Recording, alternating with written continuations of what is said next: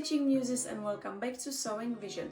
I am Vivian and today we are diving into the basics. In this video I will explain you essential sewing terms to help you feel more confident and comfortable while sewing. And I will show you exactly what each term means with real examples. I know it can feel a little tricky sometimes, especially if English is not your main language. If that's you, don't worry, you are not alone. By the way, I would love to know where you are watching from, so feel free to tell me in the comments below. Now, grab a cup of tea or coffee, feel comfy, and let's make sewing language easy and friendly. Let's start with the terms you will see right away when you look at the sewing pattern. Place on fold. First, let's talk about place on fold.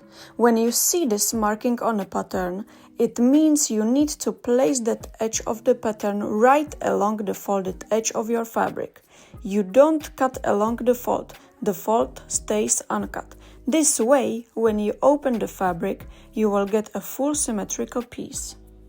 Place along the decorative lace edge. This instruction is common when you are sewing with lace. It means that this side of the pattern should line up with the beautiful finished edge of the lace, like a scalloped or embroidered border.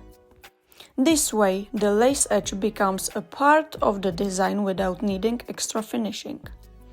Direction of greatest stretch. Some fabrics, like knits, stretch more in one direction. This marking shows you which way the fabric should stretch the most, so your finished piece fits and feel comfortable.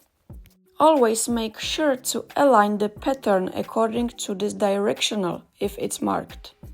And finally, seam allowance. This is the extra space between the stitching and the edge of your fabric. It's already included in all patterns and it gives you enough room to sew pieces together without making them too small. Now you know how to read the basic pattern markings. It's time to look at some simple stitches and sewing techniques. Let's talk about basting. Basting is sewing long loose stitches to hold fabric pieces together before sewing on machine. You can do it by hand or with a long stitch on your sewing machine. When everything looks good, you can remove your basting stitches. Straight stitch. A straight stitch is just a line of stitches that go straight forward. It's the most common stitch in sewing. You can use it to sew two pieces together, to attach straps or closures, and for top stitching.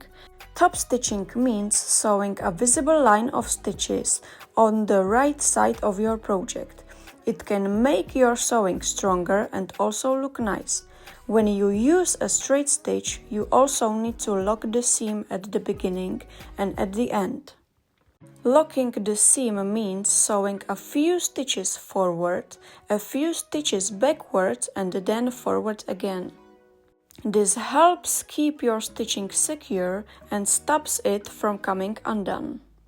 Now let's look at the zigzag stitch. A zigzag stitch moves from side to side while you sew.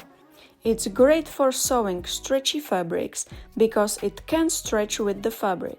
You can also use a zigzag stitch to finish the raw edges of your fabric so they don't fray. Now let's talk about the 3-step zigzag stitch. It's like normal zigzag, but the machine makes 3 small stitches in each direction.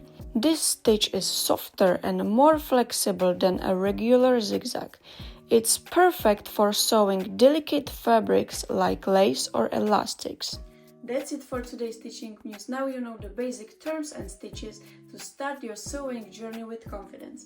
Thank you so much for watching, and don't forget, every stitch you make brings you closer to something beautiful. The next video will be all about how to thread bra straps, and next week we will start sewing our first piece together. If you want to stay updated and see more inspiration, make sure to follow Sewing Vision on Instagram. See you soon!